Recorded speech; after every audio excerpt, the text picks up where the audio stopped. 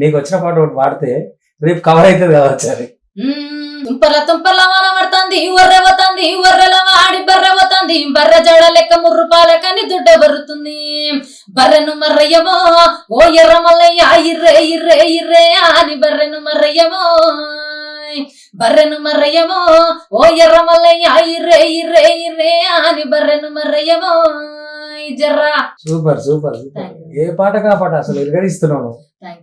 అంటే సాధనలోనే ఉంటది ఏదైనా సక్సెస్. అంతకు ముందు బాగా ప్రాక్టీస్, అంటే పాటే ప్రాణంగా బతికినావు నువ్వు బాగా. ఏదైనా చెల్లి అంటే ఈ ప్రయాణంలో అసలే కళాకారుల జీవితాలు గాలిబుడుగ లాంటివి, ఒకసారి లేస్తాం ఒకసారి పడతాం. అట్లా కాకుండా వ్యక్తిగత భేషాలకు పోకుండా పరిపూర్ణంగా నీ పాట నీ పని ఏదో ఏం పని పాట లేదా అంటారు, పాటే నా పని అన్నట్టుగా ఆ పాట కోసమే పుట్టినట్టుగా తెలంగాణ చాలా గొంతుల్ని అన్నది. ఈ నేల మీద పోరాట గొంతులు ఉన్నాయి, జానపద గొంతులు ఉన్నాయి, చాలా ప్రాణం కళలకు ప్రాణం మన నేల.